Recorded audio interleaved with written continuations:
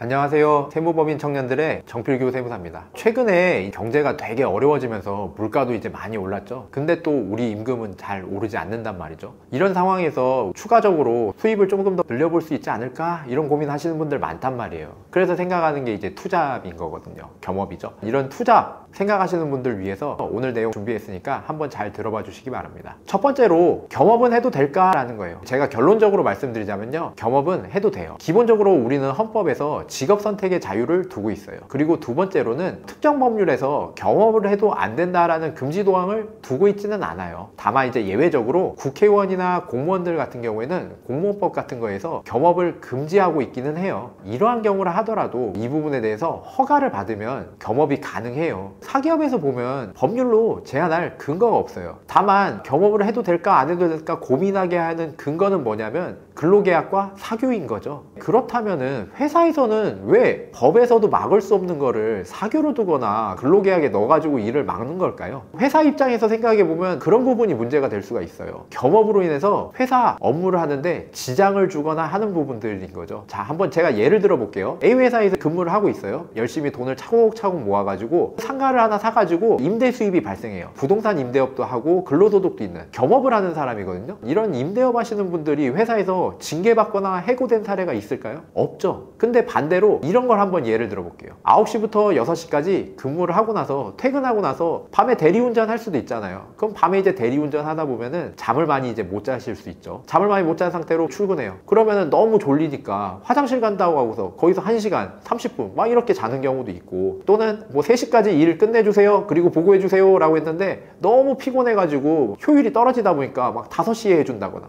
또는 이렇게 투잡을 뛰다 보니까 육체적으로 너무 힘들어. 그래서 중요한 회의가 있는 날임에도 불구하고 병가 낸다거나 연가 낸다거나. 기본적으로 회사에서는 내가 8시간 동안 근로를 성실하게 제공할 의무가 있는데 그로 인해서 내가 월급을 받는 거잖아요. 그런 거를 성실하게 하지 않았다, 근무 태만으로 징계할 수는 있겠죠. 그런 경우가 문제가 될 수 있는 부분인 거고요. 그 다음에 두 번째로는 우리가 최근에 뉴스라든가 신문기사에도 많이 보도됐던 부분인데, 7급 공무원, 여자 공무원이 공무원임에도 불구하고 성인방송 BJ를 해서 문제가 됐던 적이 있어요. 이런 경우는 또 뭐가 문제가 되냐면, 허가받지 않은 것도 문제가 되지만 사기업으로 보면 기업 또는 내가 해당하고 있는 기관의 이미지를 실추시키는 거거든요. 그런 경우라면 겸직을 금지하고 있는 이유가 어느 정도 타당할 수 있는 거거든요. 마지막으로 하나 또 예를 들어 드린다면, 회사에 있는 정보나 기밀을 가지고 내가 또 영리 활동을 하는 경우예요. 그런 경우는 사실은 겸업금지도 문제가 될 수 있지만 더 심하게 나아가서는 손해배상 소송까지 갈 수 있는 경우거든요. 그러면은 제가 방금 예를 들어드린 이 세 가지 경우를 종합해보면 단순하게 겸업을 했다라고 해서 내가 징계를 받거나 해고되는 게 아니고요, 회사와 계약한 근로계약을 성실하게 이행하지 않았기 때문에 징계받거나 해고되는 사유라고 보시면 돼요. 이런 걸 종합해보면 기본적으로 겸업은 해도 된다라는 것이죠. 다만 예외적으로 내가 근로계약을 불성실하게 이행했다라고 하는 경우에는 징계받을 수 있어서 겸업하는 부분이 제한될 수 있다, 이렇게 정리할 수 있겠습니다. 그 다음에는 겸업을 한번 시작해볼까 해요. 주변에서 이런 얘기 하거든요. 겸업을 시작했더니 회사가 이걸 알게 됐다라든가, 회사에다 내 겸업 사실이 알려져가지고 그 부분에 대해서 회사 다니는데 위축되기는 싫거든요. 외부에서 내 겸업 사실이 알려지게 된다, 어느 게 진실이냐라는 거죠. 결론적으로 제가 말씀드리자면, 기본적으로는 나의 겸업 사실은 알려지지 않아요. 외부에서 내 겸업 사실을 취득한 정보의 주체가 존재할 거잖아요. 이 정보의 주체가 회사에다가 알려줄 의무도 없는 거고요, 알려줬다고 했을 때는 개인정보 보호 위반하고 있는 거거든요. 예외적으로 이런 경우들은 있는 거예요. 이런 정보를 얻은 기관에서 업무를 수행하다 보면 양측에 다 알려가지고 업무를 수행할 수밖에 없는 상황이 오면 자연스럽게 노출될 수 있는 경우들이 종종 있다는 거예요. 이게 되게 예외적인 건데, 한번 제가 예를 들어 볼게요. 우리가 회사에서 근로를 하면은 이제 여러 가지를 떼요. 소득세도 원천징수 되기도 하지만은 4대 보험료도 이제 원천징수돼서 낸단 말이죠. 그 중에 하나가 국민연금이에요. 국민연금 같은 경우에는 월급에서 9% 정도를 납부를 하게 돼요. 그 중에서 2분의 1인 4.5%는 사업주가 내고요, 그 다음에 2분의 1인 4.5%는 근로자 본인이 냅니다. 예를 들어서 700만 원 정도 월급을 받는 근로자라고 가정을 해볼게요. 700만 원을 받는다고 해서 700만 원의 9%를 내느냐? 그러지는 않아요. 국민연금도 월급에 대해서 상한액이 있어요. 그게 617만 원이거든요. 그러니까 617만 원의 9%만큼만 국민연금에게 납부를 할 수 있고, 나머지 차액 부분에 대해서 국민연금을 내가 더 내고 싶다라는 의사표현을 해도 국민연금은 받아주지를 않거든요. 근데 이러한 상황에서 부업을 하나 더 한다라고 가정해 볼게요. 기본적으로 국민연금을 내는 또 다른 부업이 생겼을 때 문제가 돼요. 예를 든다면 내가 다른 회사에 또 추가적으로 정규직 근로자로 부업을 한다라고 가정을 하면, 거기서 예를 들면 월급 200만 원을 더 받는다고 쳐요. 그 회사에서도 나의 겸업이나 부업 사실을 모를 거란 말이죠. 거기에서도 4대 보험료를 징수해서 납부를 해야 된단 말이에요. 그럼 200만 원에 대해서 9%를 또 국민연금공단에다 납부를 하면 국민연금공단에서는 A 회사에서 낼 수 있는 만큼을 다 냈는데 B 회사에서도 또 냈네? 라고 되죠. 그러면 어떻게 되냐? 이 돈을 다 받으면 안 되니까 A 회사하고 B 회사에게 각각 돌려줘야 돼요. 알려줄 수밖에 없죠. 너무 많이 내셨어요 라고 얘기를 하는 거죠. 그럼 A 회사 입장에서 왜 돌려주지? 아, 이 사람 겸업하고 있구나. 이렇게 알 수밖에 없는 거예요. 그리고 또 한 가지, 식당을 운영하신다거나 이런 자영업 하시는 분들도 종종 있거든요. 그런 경우에 혼자서 운영하실 때는 아무런 문제가 없는데요, 근로자를 한 명 고용하게 되면, 고용주 입장이 되면은 고용주 입장에서도 국민연금을 내셔야 돼요. 이때에도 월 상한액 이상 국민연금을 내고 있다라면 양쪽에 대해서 국민연금공단에서는 이만큼 내시면 안 됩니다 라고 또 안내를 해야 되니까 그 과정에서 알려줄 수 있다라는 거죠. 정리해보자면 국민연금 부분에 대해서 나의 겸업 사실이 드러난다라고 하는 거는 내가 다른 데를 부업으로 정규직 근로자로 일하고 있을 때, 또는 내가 개인 사업자를 내 가지고 직원을 고용했을 때, 이 두 가지인 경우예요. 그리고 고용보험 부분이에요. 고용보험 같은 경우에는 기본적으로 원칙이 뭐냐면 이중가입이 제한되거든요. 내가 A 회사에서 정규직 근로자로 근무하는 경우하고 B 회사에서 정규직으로 근무하는 경우에는 각각 고용보험을 가입해서 납부를 하다 보니까 이중가입이 제한되니까 그 과정에서 노출될 우려가 있는 거예요.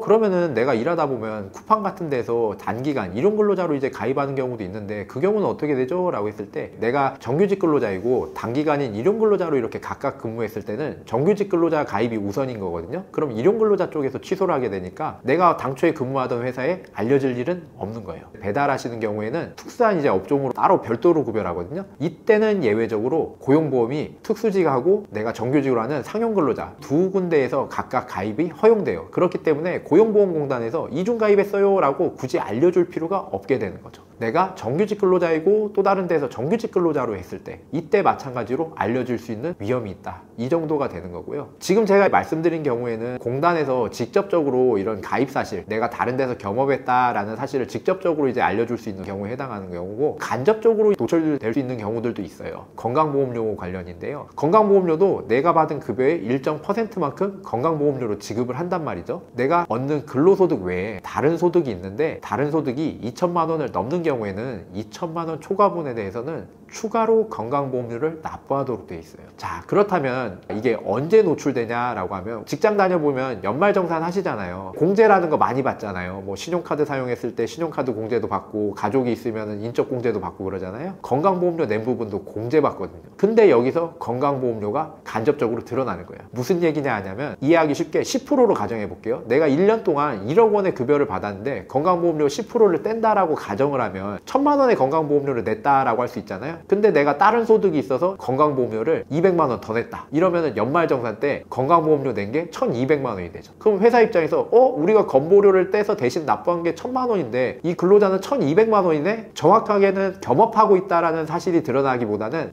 다른 소득이 있나 보다 정도만 드러나는 정도예요. 그래서 실제로 내가 어디서 무슨 겸업을 하는지 이것까지는 드러나진 않지만, 건강보험료로 인해서 다른 추가 소득이 있고 겸업을 할 수도 있겠구나 추측할 수 있는 빌미를 제공한다? 요 정도는 가능해요. 결론적으로 얘기하면 나의 겸업 사실은 회사에다가 알려지지 않아요. 다만 아까 말씀드린 예외적인 상황, 그런 상황이 있는 경우에만 직접적이나 간접적으로 내 겸업 사업이 드러날 수는 있겠죠. 그 다음에 우리가 필수적으로 알아야 되는 건 뭐냐? 세금 신고예요. 세금이라고 하는 것 중엔 굉장히 여러 종류가 있어요. 겸업과 관련된 세금은 종합소득세예요. 소득을 합친다라는 거죠. 이자소득, 배당소득, 근로소득, 연금소득, 사업소득, 기타소득이에요. 보통 겸업을 하면요, 근로소득이 있는 상태에서 사업소득 또는 일용근로소득 이런 것들을 많이 발생시키거든요. 회사로부터 받는 돈이라든가 내가 사업을 하면서 받는 돈, 이거를 소득이라고 하지 않고 수입에서 비용을 차감한 이 이익을 소득이라고 생각하시면 편해요. 또 이해하셔야 할 게 뭐냐, 고소득자일수록 많은 세금을 많이 내는 초과 누진세율을 적용한다라는 거예요.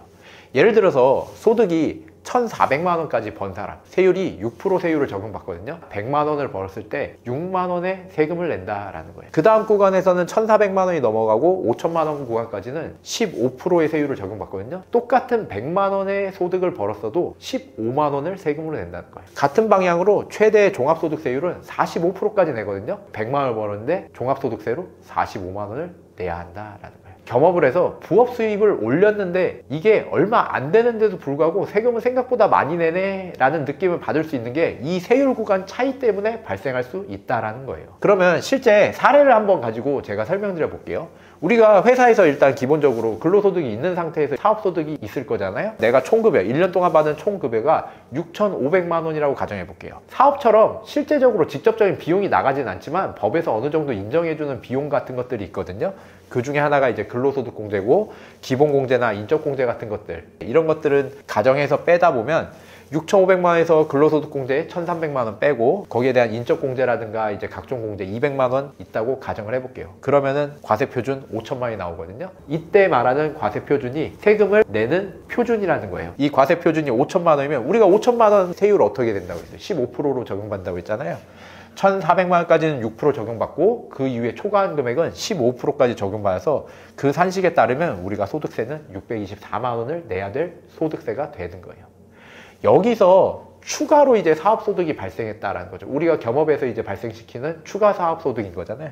이 경우 추가 사업소득은 회사에서 연말정산하면서 알 수 없는 소득이잖아요. 나만 알 수 있는 소득이기 때문에 내가 기존에 벌어들였던 근로소득하고 추가 사업소득을 합쳐가지고 종합소득세 신고를 해야 된다라는 거죠. 그러면은 내가 추가 사업소득이 4천만 원이 있다라고 가정하고 그 중에 50% 정도가 되는 2천만 원 정도가 비용이 됐다라고 가정을 했을 때 내가 발생시킨 이 추가 소득은 뭐냐, 얼마냐라고 하면 2천만 원이 될 거예요. 그러면은 내가 연말정산 근로소득으로 해서 벌어들인 과세표준 5천만 원의 소득이 있는데 추가로 2천만 원의 소득이 발생하게 되니까 나는 총 소득이 어떻게 되냐? 7천만 원이 되는 거죠. 그렇다면 5천만 원까지는 15% 구간을 적용받아서 세율을 100만 원 벌 때마다 15만 원씩 냈는데 추가 소득이 발생함으로써 세율이 늘어남에 따라 100만 원당 24만 원의 세금을 추가로 부담하게 되는 거거든요. 그래서 이 산식대로 계산하면 2천만 원에 24% 곱하니까 480만 원의 세금이 추가로 발생하게 된다는 거예요. 이를 통해서 우리가 알 수 있는 걸 요약해 드리자면 기본적으로 내가 겸업에서 사업소득이 추가로 발생한다 라고 했을 때 무엇을 해야 되냐면 종합소득세 신고 납부 의무가 발생한다 라는 거고요. 그 다음에는 나의 소득, 과세표준 구간이 증가함에 따라 세율이 증가돼서 이에 대한 세부담이 늘어날 수 있다는 거예요. 그래서 우리가 겸업을 하는 경우에는 이런 세금 부담 문제도 꼼꼼하게 확인해 보실 필요가 있겠습니다.